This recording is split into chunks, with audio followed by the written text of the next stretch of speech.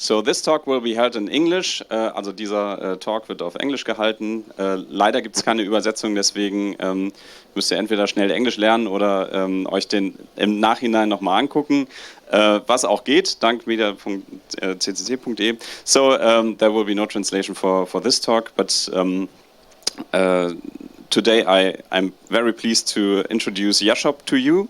He's going to talk about protocols. He is here. Protocols and algorithms that help communicating through the vast expanse of space. Exciting, isn't it? And everything that has to do with networking, and the title of the talk is How to Route a Package to Mars. Jakob, your stage.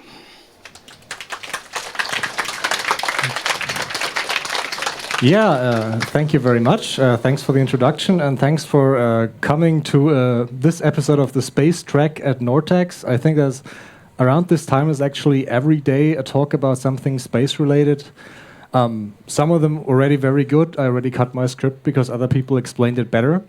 So we have more time for the things that I think are particularly cool, which is generally space networking. I think I don't have to convince you, but I'll tell you why I particularly think it's cool. So, strap in. So, I'm Jakob. Some people call me Johann Schöpfer. Yeah, some stuff I am is there. I studied informatics. I'm some sort of researcher, I guess, and I originally scoped this out as a PhD topic, maybe. And yeah, I still hope it's gonna work out someday, so we'll see. So, where should we start? Here, I guess. So, networking layer models, probably a lot of you have heard about it. Idea is, okay, how do you build computer networks? Lots of machines talking to each other, data goes where it should. You build protocols on top of each other. First layer is physical, that's actual on-the-wire signals, radio stuff, fiber optics, whatever. And above that, data link, that's, I think, most of the time Ethernet, other stuff, I guess. And these protocols all package data of the protocol above it. So you build little onion, where you have low-level protocols that do like point-to-point stuff, and more high-level protocols do end-to-end stuff. Probably very bad explanation of the concept. Anyway, in reality, it's much more complicated, and so it is in space. So, the CCSDS protocol ecosystem is not the only one, but it has a lot of standards that you can look at. So I did that, and that's probably where a lot of this talk came from.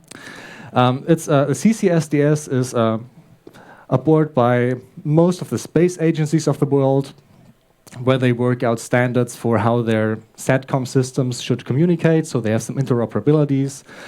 And other people use it too, so they can rent out their equipment, I've heard. So, okay, why am I showing you all of this?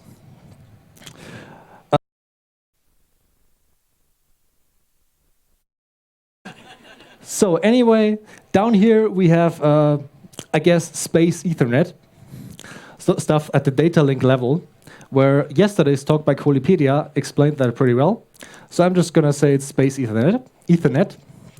And above that, we have, it's called something like shim protocols. It's basically those low-level protocols. They only transport certain other types of protocols, and if you want to do networking, so if you want to hand this stuff to other higher level protocols who will then do complex routing stuff, you use the encapsulation protocol, and you, for example, talk to your satellites with IP.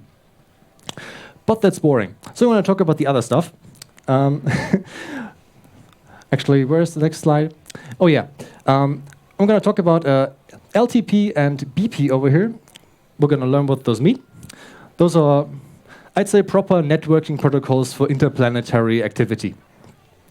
But frankly, I think most of the space-to-space communication, so actual multi-hub communication right now, works with bent pipe style networking. For example, this here is a TDRS satellite. It's called a Tracking Data Relay System. Anyway, it's how you, I think the International Space Station is actually reached. So how those guys get internet. They need to get one of those satellites as a relay. It's operated by NASA. I hear the US military uses most of the bandwidth. Doesn't matter too much, but it's not that interesting networking-wise. It's just those data link protocols are used, and then it's manually told, okay, be a relay here, be a relay there. It's not that much more interesting than... I don't know, have you seen those guys who have like an old school manual phone operator table where they plug in the cables and connect phone lines? Yeah, they're next to a Nordausgang. Anyway, it's connecting, the actual networking is pretty manual. The satellite is just told, connect here, connect there. But that's not really what we understand as networking protocols. So let's get to the first thing, link-ladder transmission protocol. This was developed for the express purpose of interplanetary missions or stuff that's very far away. The motivation for it was, I think, all of the missions that go in, let's say, past the moon are using the Deep Space Network, which is, I think, a cooperation of multiple agencies who have really big antennas on multiple places around the world to reach those really far away crafts. But they're really overbooked, and it's any bandwidth you get is a premium. So Licklider is trying to optimally use that. And how is it doing that? So I'm going to try to explain Licklider protocol very fast.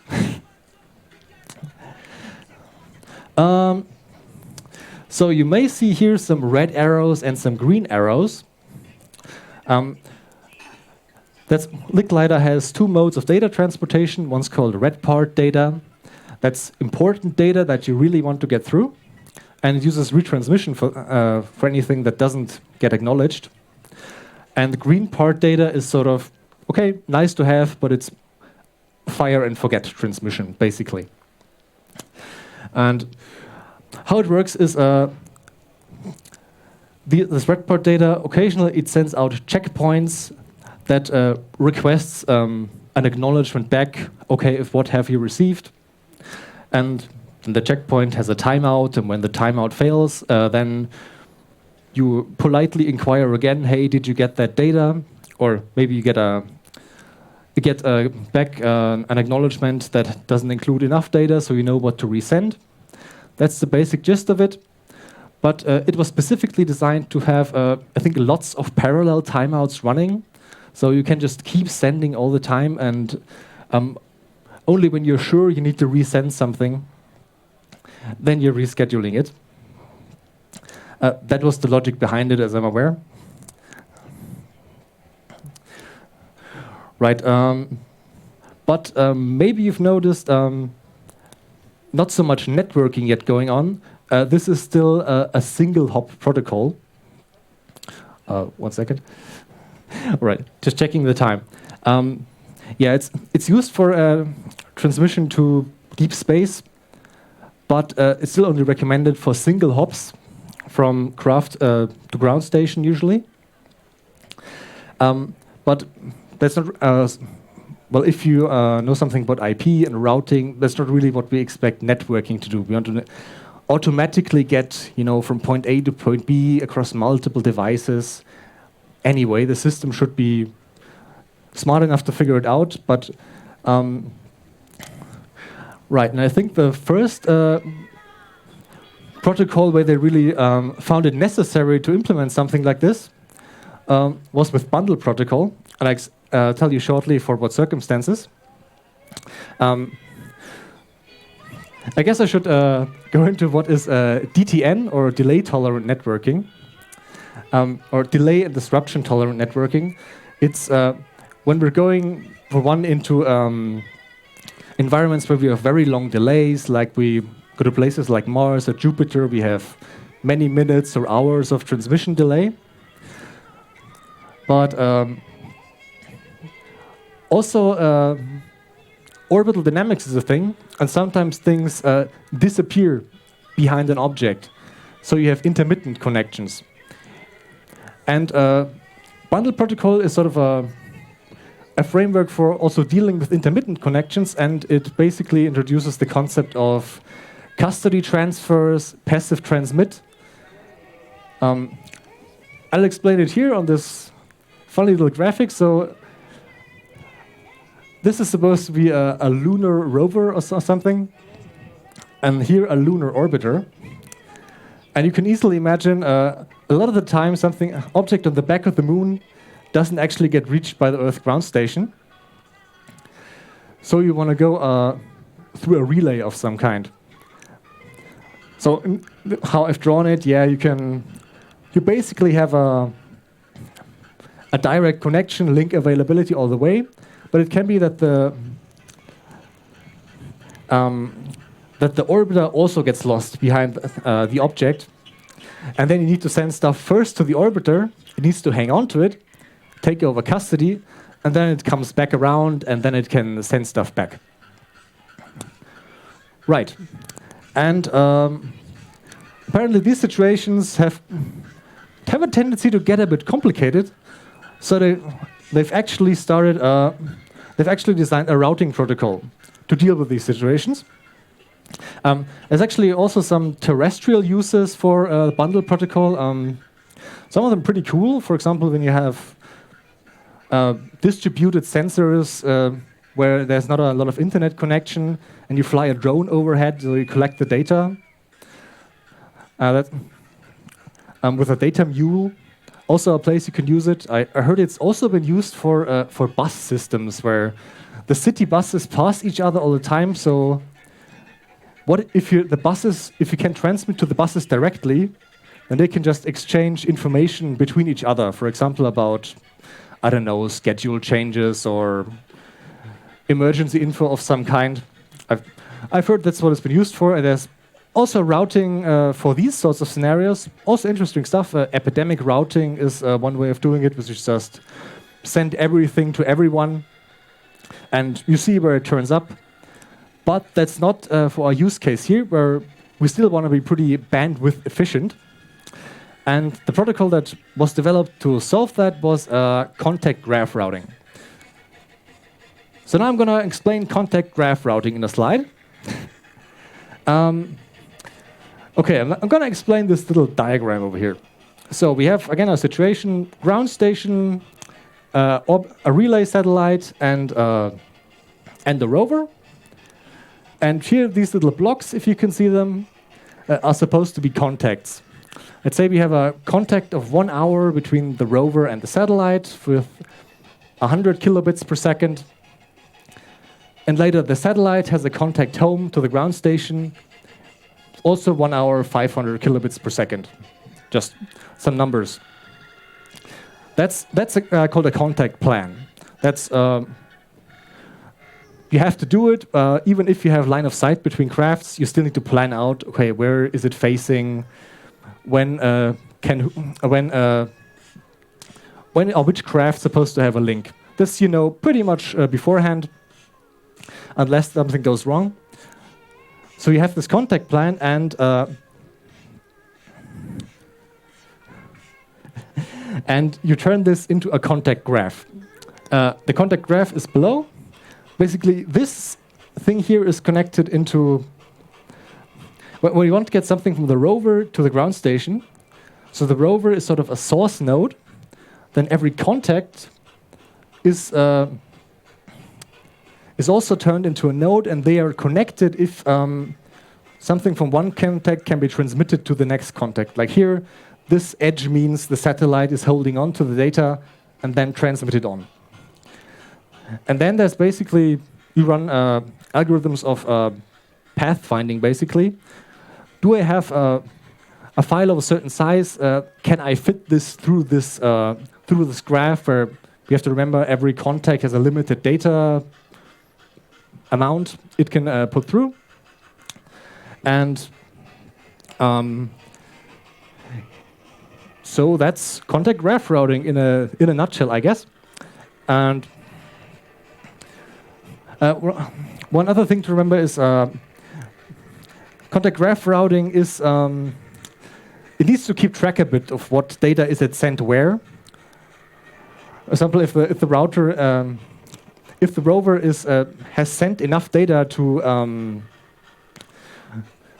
basically fill this contact entirely, okay, it needs to remember, okay, this node is now out of the equation, no more space on that, and then if available, you have to choose another route. But when we have multiple relays, multiple crafts available, then this becomes a bit more complicated. Then you need a proper algorithm for it. You can at least not easily hard code it.